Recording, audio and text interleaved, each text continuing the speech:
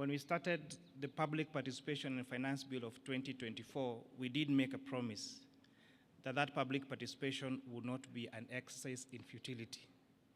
We have listened to the view of Kenyans, and we are all in agreement that there are two things that we must do. One of them is that we need to protect Kenyans from increased cost of living, and therefore the proposed 16% VAT on bread has been dropped.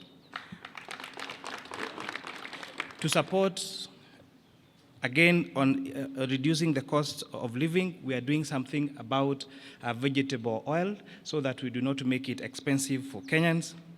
Transfer of mobile services is a key concern to many Kenyans, and therefore, again, we have proposed that we do not have any increase on taxation or mobile phone transfer.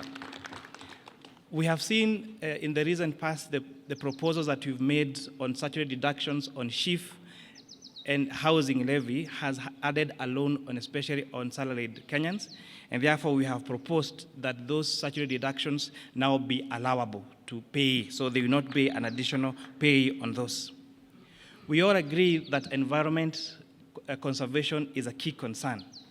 The fact that we've had a drought and a few months of floods and our drainage clogs, we have agreed that we need to make a good decision about how to protect our environment. And that is what the wisdom on the introduction of eco-levy. However, imposing this on locally manufactured goods would again increase the cost of those locally manufactured goods in the country and stand a risk of making them not competitive in the East African market and globally. Therefore, this eco-levy will only be chargeable to imported finished products. And therefore, all locally manufactured items, and especially including diapers and sanitary towels, will not be subject to eco-levy. We must make sure that we become a manufacturing country and not a trading country.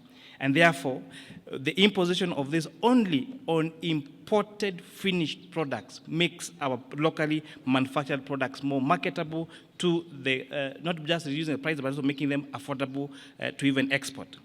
On the VAT threshold, we have proposed in our amended report to increase that VAT threshold from 5 million shillings to 8 million shillings.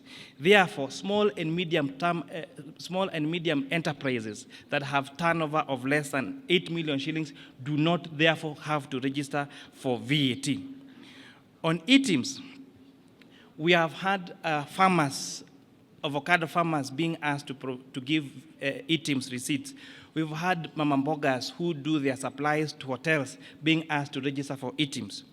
We have proposed that these people be given exemption on items registration, and especially for those farmers and those small businesses that have a turnover of below 1 million shillings. We have had the conversation about eggs and onions and potatoes.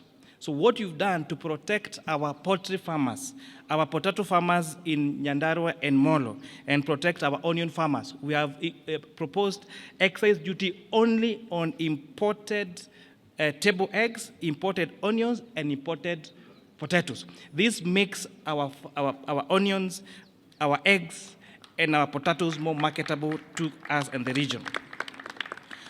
To support the fight against illicit brews in the country, we have proposed a change in excise duty to changing it from a volume to alcohol content. Therefore, those alcohol manufacturers that are producing alcohol of very high content will now be required to pay higher duty because based on the alcohol content, and those making alcohol of lower content now will pay less duty.